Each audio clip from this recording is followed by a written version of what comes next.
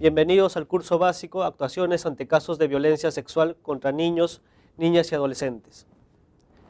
Mi nombre es Terry Huatuco Soto, soy abogado de la Oficina General de Transparencia, Ética Pública y Anticorrupción, y el tema que vamos a tratar el día de hoy es los lineamientos para la atención de denuncias sobre violencia sexual contra los estudiantes por parte del personal de las instituciones educativas. En este tema hay tres actores básicos que debemos tomar en cuenta: la institución educativa, el director y el profesor.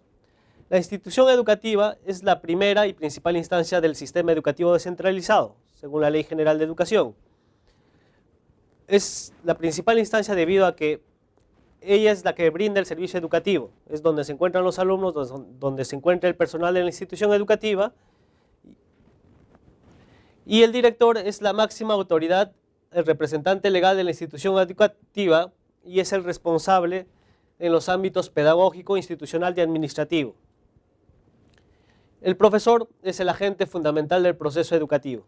Entonces, como ven, estos tres actores son muy importantes debido a que son los que conviven con los alumnos dentro de la institución educativa. Ahora bien, aparte de estos actores hay otras personas que también coadyuvan a este servicio educativo se lleve de la mejor forma. Hay personal administrativo perteneciente al decreto legislativo 276 que pueden desempeñarse como portero, auxiliar de biblioteca, secretaria, entre otros. También están los auxiliares de educación que apoyan en las materias pedagógicas a los profesores. Dentro de los lineamientos para prevenir y sancionar la violencia sexual, debemos tomar en cuenta que hay dos tipos de violencia sexual, según la Directiva 019 del 2012. Hay violencia sexual con contacto físico y violencia sexual sin contacto físico.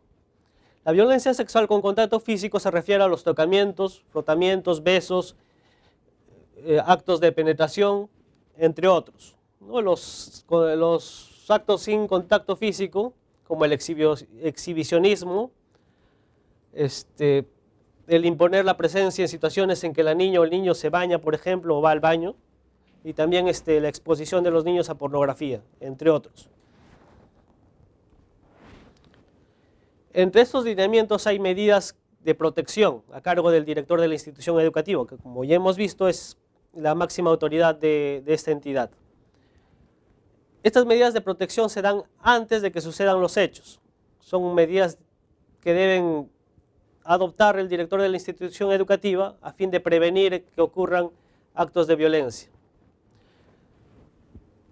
Por ejemplo, el director debe promover la participación de los estudiantes en acciones de prevención. ¿Cuáles son estas? Por ejemplo, capacitaciones, cursos, charlas respecto al tema de violencia en que los estudiantes pueden tomar conocimiento y saber cómo reaccionar ante estas situaciones que se podrían dar.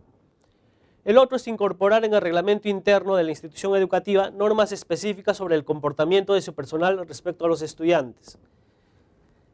Lo que siempre decimos en el Ministerio de Educación y combinamos a los directores que hagan es que aprovechen este reglamento interno, que es un instrumento de gestión dentro de la institución educativa, para poner reglas claras de cómo se debe comportar el profesor con los estudiantes.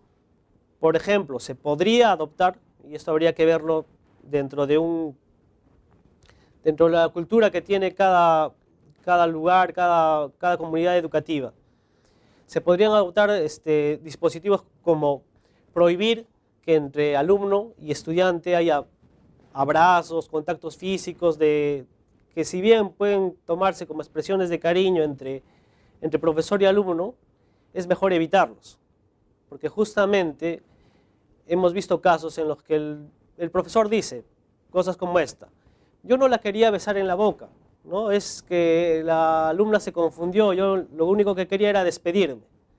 Entonces, si tenemos reglas claras de cómo debe ser el trato que debe existir entre el alumno y el profesor, podemos evitar este tipo de situaciones o por lo menos colaborar en que no sucedan.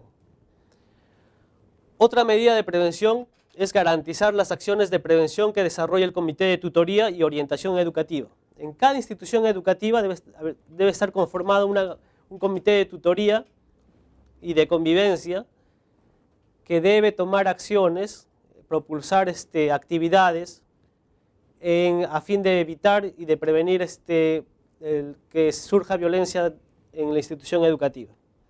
Entonces el director lo que tiene que hacer es conformar su comité, debe exigirles que desarrollen un plan para hacer estas actividades de prevención y supervisar que estas actividades se ejecuten.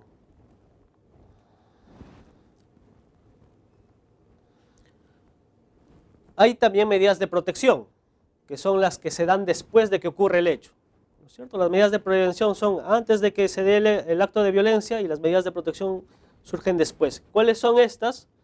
Es orientar a los estudiantes y a su familia sobre las acciones a realizar ante un acto de violencia, así como de acompañarlos a los servicios locales de protección y asistencia correspondiente, y esto es bajo responsabilidad. ¿Cuáles son estos servicios? Por ejemplo, si ocurre un hecho de violencia sexual, que es un hecho muy grave, gravísimo, ellos tendrían que acompañarlo, por ejemplo, al médico legista. Tendrían que derivarlos a un centro donde hay un psicólogo, de preferencia que sea de un establecimiento de salud público, como una posta de salud, un centro de emergencia mujer, entre otros. También se debe garantizar que todos los integrantes de la comunidad educativa, esto es, profesores, auxiliares de educación, personal administrativo, exalumnos, vecinos de la institución educativa, comuniquen a la dirección todos los hechos de los que tomen conocimiento que signifique una situación de violencia sexual. También deben asegurar la permanencia en la institución educativa de los estudiantes, porque ¿qué ocurre? Ocurre un hecho de violencia sexual y muchas veces, en vez de separar al docente, que es lo que se debería hacer, separan al alumno. Entonces, está entre las medidas de protección que el director debe garantizar que el alumno permanezca en la institución educativa, que permanezca en el aula y que reciba el servicio educativo efectivamente. ¿Qué más debe hacer el director? ¿Qué más debe garantizar? ¿Cuál es la siguiente medida de protección? Es la confidencialidad y reserva. Estos casos se manejan de manera confidencial, no es un tema que se debe poner a conocimiento de la PAFA, no es un tema que se debe discutir en el CONEI, no es un tema que vas a salir a hablar con los vecinos, ni con los demás padres de familia, es un tema que concierne al profesor y a los padres de la víctima. ¿Qué acción más de protección? Y yo creo que es la principal, que debe informar inmediatamente en el plazo de 24 horas a las autoridades correspondientes. ¿Y cuáles son estas autoridades? El Ministerio Público y la UGEL, a la que pertenece la institución educativa. Ahora, no solo el director tiene obligaciones dentro de cuando se dan estos hechos, también hay otros actores que tienen obligaciones en estos sucesos. Está el subdirector, los docentes, el tutor, los monitores, incluso que manda el Ministerio de Educación a las instituciones educativas. Todos ellos tienen la obligación de denunciar los hechos que conozcan, de los que tomen conocimiento. No pueden decir, bueno, yo estoy haciendo un monitoreo de la institución educativa, he visto algo o una alumna me ha contado y bueno, como no es el tema el que yo estoy viendo, no es mi función, no lo voy a denunciar. Todo trabajador del Ministerio de Educación, del UGEL, de la Dirección Regional de Educación, si conoce un hecho de violencia, si una alumna le refiere o un alumno le refiere que ha sido sometido a un acto de violencia sexual, debe informarlo al director de la institución educativa. Incluso esta obligación se ha plasmado normativamente en el reglamento de la ley 29988. Ahora, cuando ya ocurrieron los hechos de violencia, hay una ruta que debe seguir la denuncia. En estos lineamientos están enmarcados cómo se presentan las denuncias. Hay dos formas de presentar la denuncia, de manera escrita y de manera verbal. De manera escrita se puede hacer en la institución educativa, ante el director de la institución educativa, o también se pueden hacer directamente ante el UGEL. De manera verbal, únicamente se puede hacer en la institución educativa y el director está en la obligación de convocar a los padres de familia y suscribir un acta con ellos. Ahora, hay una característica en estos lineamientos, que esta denuncia, tanto verbal como escrita, tiene carácter de declaración jurada. ¿Y por qué se ha hecho esto? Porque la persona que se indica que denuncia a alguien sobre estos hechos tiene que asumir responsabilidad sobre lo que dice. Bien, en la denuncia verbal el director de la institución educativa toma conocimiento de la denuncia relacionada a actos de violencia sexual en agravio de un estudiante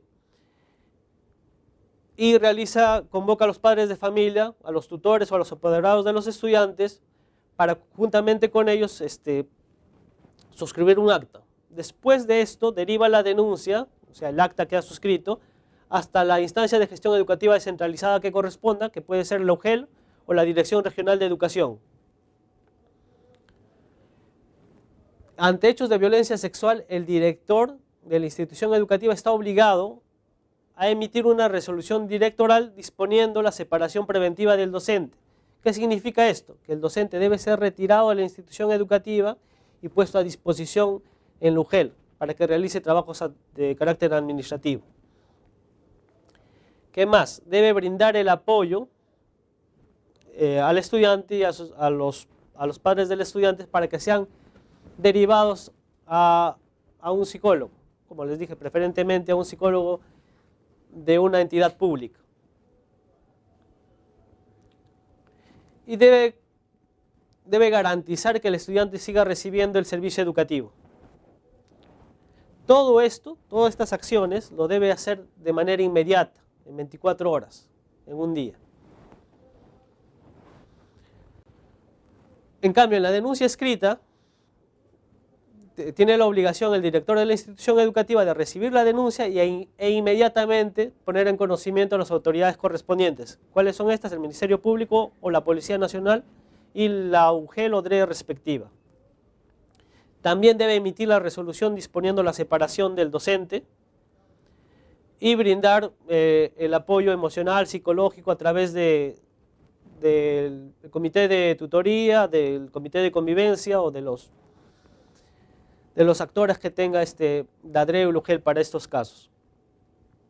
También debe asegurar que el menor siga recibiendo las clases, el servicio educativo. Ahora, son todas las acciones que deben realizarse en la institución educativa, pero también hay acciones que debe tomar la UGEL una vez que reciba la denuncia. Una vez remitida la denuncia ante la UGEL lo que debe hacer es disponer la medida de separación preventiva si es que no lo ha hecho el director. ¿Qué ha ocurrido en muchas ocasiones? Que el director ha recibido la denuncia de violencia sexual, lo ha remitido al Ministerio Público, a la Policía Nacional del Perú, lo ha remitido a la UGEL, pero no ha dispuesto la medida de separación. Es por eso que se modificó el reglamento de la Ley de Reforma Magisterial para que si no hizo esta medida el director de la institución educativa, lo haga el director del UGEL. ¿Y por qué se ha hecho esto? Porque muchas veces los directores de UGEL recibían estos casos y le decían al director de la institución educativa que tome la medida de separación preventiva y mientras eso sucedía pasaban 2, 3, 4 días. La separación preventiva es una medida que se hace para que se tome inmediatamente, para que se tome en el mismo día de conocidos los hechos. Si la denuncia es en contra de un profesor nombrado o contratado, el director del UGEL debe pasar en 24 horas la denuncia a la Comisión de Procesos Administrativos Disciplinarios para Docentes. Esta comisión califica la denuncia, es decir, determina la gravedad y si es un hecho de violencia sexual, es un hecho grave y está dentro de su competencia. Después debe tomar acciones, actos de investigación preliminares.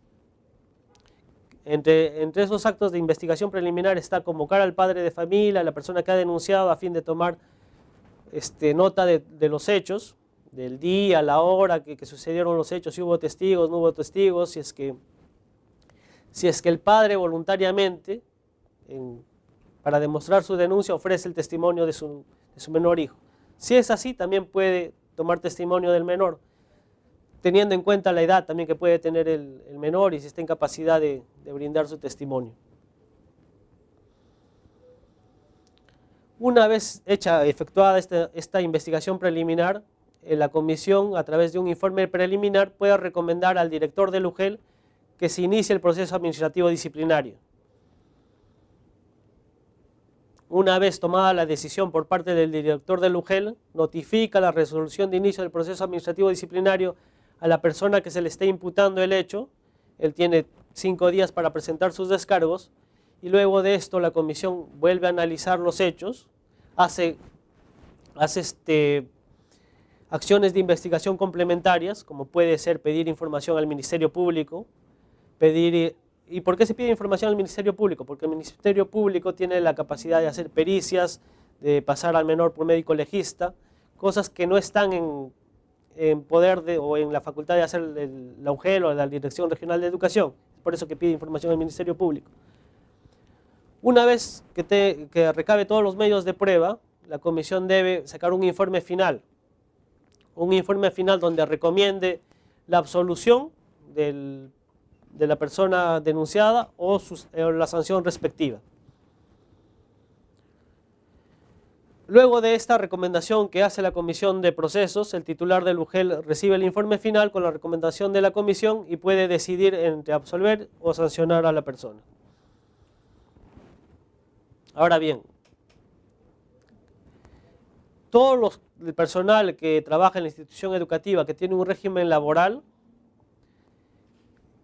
está actualmente en el régimen de la Ley del Servicio Civil, en la Ley 30057.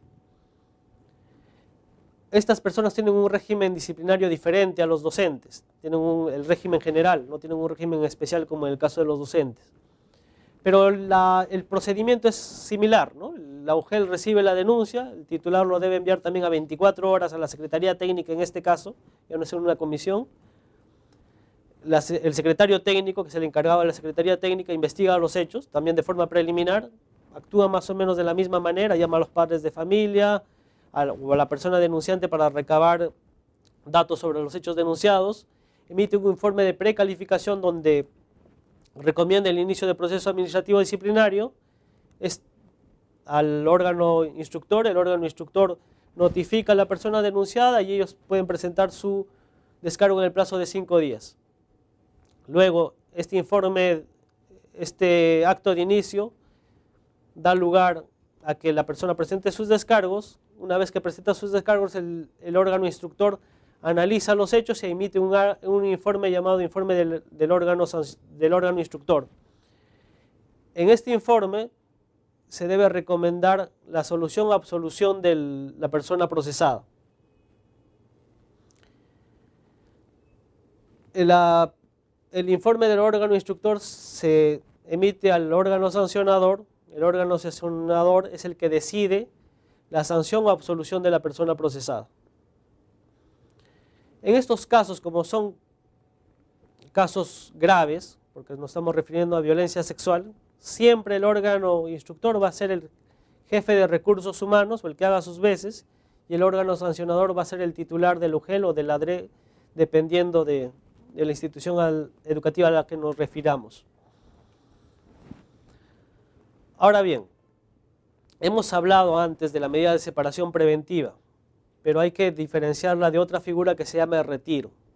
La medida de separación preventiva la puede adoptar el director de la institución educativa y está referida a hechos graves, como los delitos contra la libertad sexual, como los temas relacionados a la violencia sexual. La medida de separación preventiva la puede adoptar el director de la institución educativa y en su defecto el director del UGEL. Se adopta de oficio. ¿Qué quiere decir esto? Que si no lo solicita el denunciante, igual se puede adoptar. No importa si lo solicite o no. Es una acción que se debe de tomar inmediatamente. Esta medida de separación se efectúa en los supuestos establecidos en el artículo 44 de la Ley 29944, Ley de Reforma Magisterial, que vamos a ver esos supuestos luego. Y también una característica de esta ley es que esta medida de separación preventiva es para todo aquel que preste servicios en una institución educativa. Esto en aplicación de la Ley 29988. Esta medida de separación, que como les expliqué anteriormente, es separar al profesor que presta servicios en la institución educativa y ponerlo a disposición del UGEL para que haga actividades administrativas, culmina con la conclusión del proceso disciplinario o con el proceso judicial. Y si se está dando ambos, y en los casos de violencia sexual se dan ambos, tanto el proceso disciplinario como el proceso judicial, deben acabar ambos para que esta medida se culmine. Por ejemplo, si yo tengo una persona que ha sido detenida por un caso de violencia sexual, el fiscal está haciendo el proceso y de repente lo absuelven a nivel judicial, no quiere decir que yo reponga a esa persona. Lo voy a reponer siempre y cuando acabe el proceso judicial y también concluya el proceso disciplinario.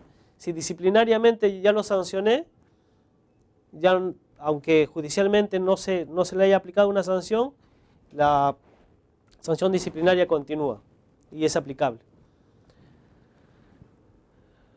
La medida de separación preventiva no constituye sanción ni demérito. ¿Esto qué significa? Que no le vas a dejar de pagar al profesor, ¿no? Porque como todavía no es un hecho culminado, hay la presunción de inocencia, la medida de separación es una medida de protección, es una medida de protección a favor del estudiante, a favor de todos los estudiantes. Pero esto no quiere decir que vas a vulnerar los derechos laborales que tiene el profesor, es por eso que le sigues pagando.